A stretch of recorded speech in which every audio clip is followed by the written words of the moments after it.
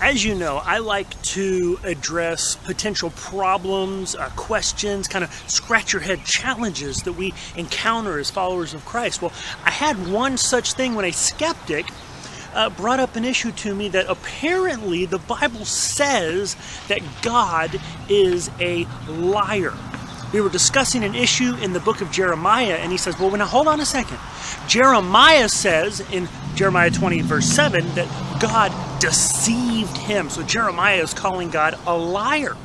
And so he proposes that there's a dilemma here, that either God is a liar, Jeremiah is correct, or that Jeremiah is wrong or lying, and therefore the book of Jeremiah, possibly the whole Bible if you want to extrapolate, is not reliable. So he says, so which is it? Is God a liar and therefore who cares what he says? Or is Jeremiah a liar and therefore the Bible's not reliable? Which is it? Who's a liar? God or the Bible? And so let's take a look at this issue. In Jeremiah 20, verse 7, Jeremiah says, "O Lord, you have deceived me, and I have been deceived." That's how most modern English translations render it. So let's take a look at this. What is it that Jeremiah is thinking he's deceived about? So we got some questions we have to ask. If this is saying that God deceived Jeremiah, then therefore God is a liar, then we need to know, what is it that God is lying about? Jeremiah, apparently, what most people believe this is referring to is his calling. The fact that he was called as a prophet and things did not go the way he thought God had said they would. And so therefore he is saying God is a liar, that God lied to him, he was deceived into it. But did God lie? Let's set aside for a second Jeremiah. Let's look at God. Did God lie to Jeremiah? Jeremiah is in prison. He's been beaten. He has been ridiculed and mocked and laughed at everywhere he has gone. But if you look at when God calls him, what is it that God says that might lead Jeremiah to think it should have gone different? Well, there's basically three promises. If you go back to Jeremiah chapter 1, there's three promises that God gives. He says, I will put the words of the Lord in your mouth. Check. Does that. He's a prophet. He's speaking for God. It says, I will give you power over nations to rise up and to destroy. So, okay. And then he says that I will deliver you from your enemies. And so Jeremiah is sitting here, he's thinking, I'm not rising up or casting down any nations. They're mocking me and ridiculing me. And he's sitting there in prison. Most scholars think this is written while he's in prison. He's like, I'm not delivered from my enemies. They got me in chains. So I feel as though you have deceived me, Lord. But did God really? See, because Jeremiah is speaking the word of the Lord. And whenever he speaks judgment and proclamations upon the nations, Jeremiah may not personally be received, but those judgments he's declaring, they're found true. Now, as far as him being in prison, at the moment, sure, it may feel like he has not been delivered, but God never promised him he wouldn't suffer. He promised deliverance, which we find Jeremiah does get delivered. So God did not lie to Jeremiah. So that's off the table. We know God is not the liar. Well, okay, but Jeremiah seems to be calling God a liar. So does that mean Jeremiah is wrong? We can't trust the Bible? Because if we can't trust what the authors of the Bible are writing, then how can we trust the Bible as being reliable? Well, here's the deal.